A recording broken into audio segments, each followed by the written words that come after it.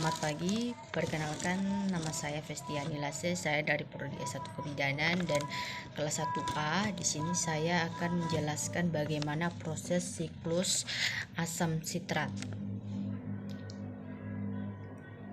Siklus Krebs sering dikenal sebagai siklus asam sitrat. Mengapa siklus Krebs ini disebut sebagai asam sitrat? Adalah sebagai bentuk penghargaan kepada Hans, seorang Krebs, seorang ilmuwan dan Jerman yang merupakan penemu dari siklus Krebs ini. Bagaimana prosesnya? Siklus Krebs ini terjadi matriks mitokondria. Pada tahap pertama yaitu ada ini ada asetil KOA yang memiliki 2 atom yang merupakan hasil dari asetil KOA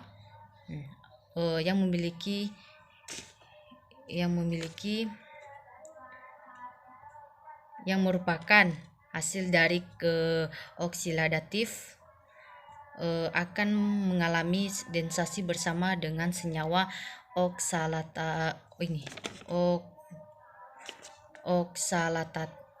memiliki 4 atom karbon sehingga siklus asam aseta membentuk ikatan menjadi senyawa berkarbon 6.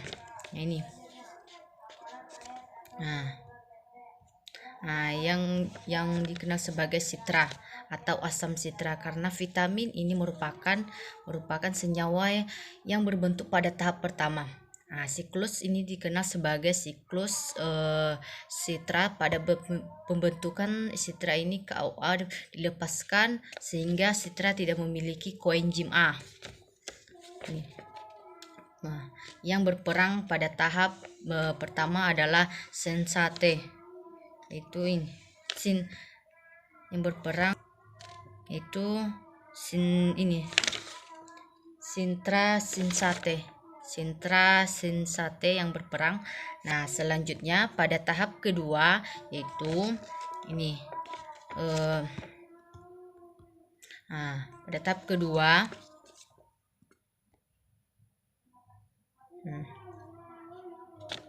pada tahap kedua yaitu sitraciska akonitat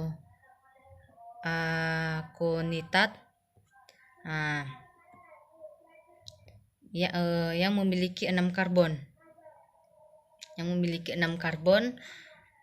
Reaksi terjadi pada tahap ini hanya isomensasi dari senyawa menjadi satu senyawa lain yang masih memiliki satu rumus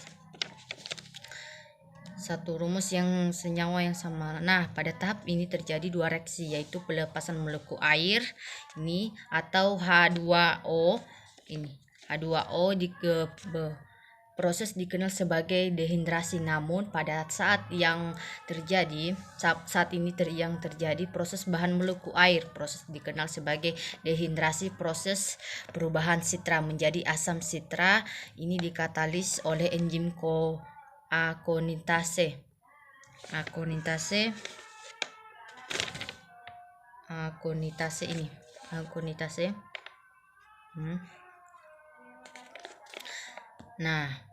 Pada tahap ketiga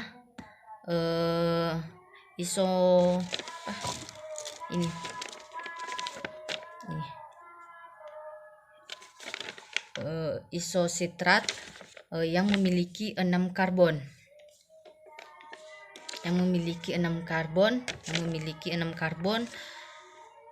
Akan berubah menjadi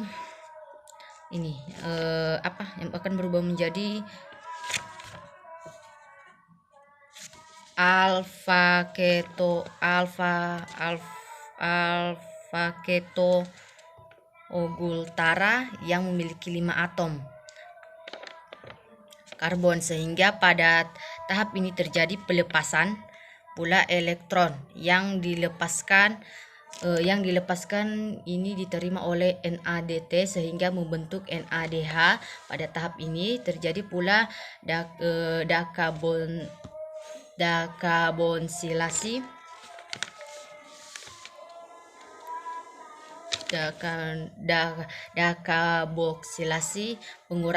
pengurangan karbon berjumlah satu karbon membentuk CO2. Enzim yang berperan sebagai isositrat, yaitu ini isositrat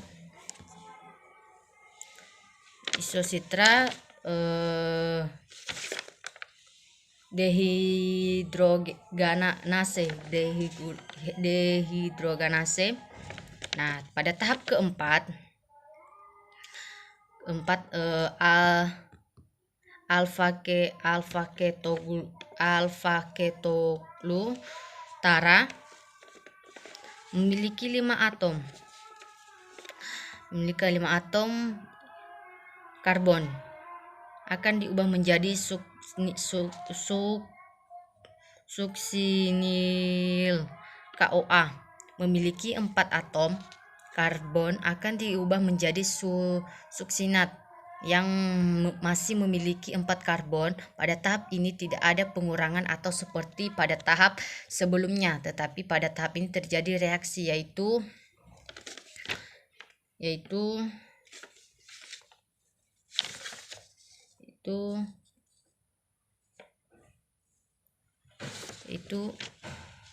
isopat inorganik atau P1 akan berperan pada tahap ini sebagai pemutusan ikatan koenzim A pada suksinil, sehingga pada tahap ini COA inorganik akan diberikan dengan GPD membentuk GPP. Namun pada beberapa sel fosfat yang membentuk ATP, baik GTP dan ATP, keduanya memiliki energi yang setara. Enzim yang berperan pada tahap ini adalah yaitu suksinil KOA.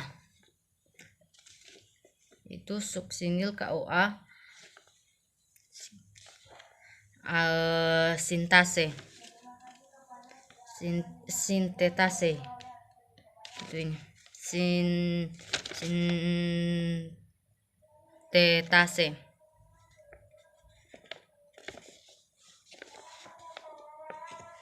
Nah, pada tahap keenam yaitu suksinat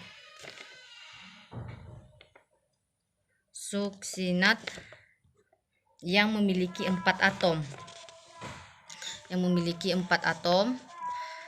karbon, akan diubah menjadi fumarat, yaitu ini fumarat 4 atom karbon pula. Nah, pada tahap ini terjadi pelepasan elektron sehingga elektron akan ditangkap oleh VAD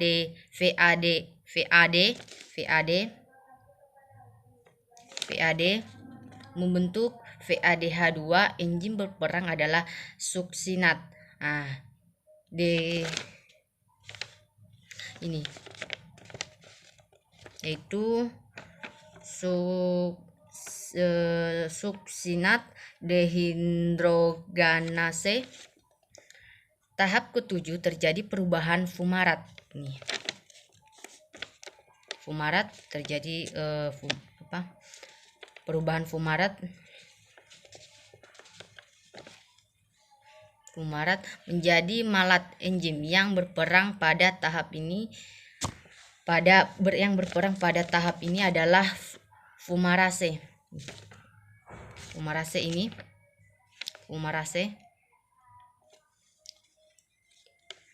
Fumarase pada tahap ini terjadi penambahan air atau H2O yang prosesnya dikenal sebagai hidrasi.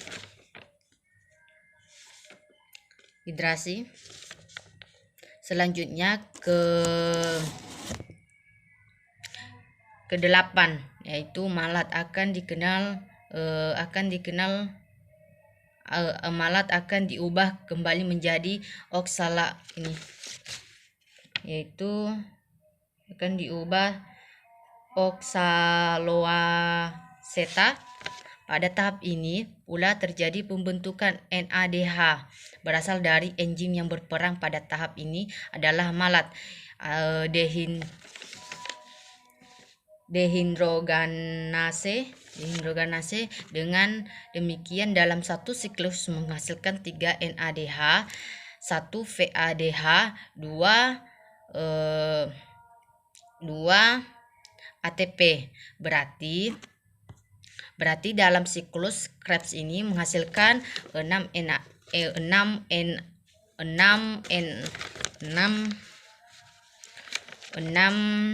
NADH, 2 VADH, 2 ATP. Baik, sekian dari saya. Terima kasih.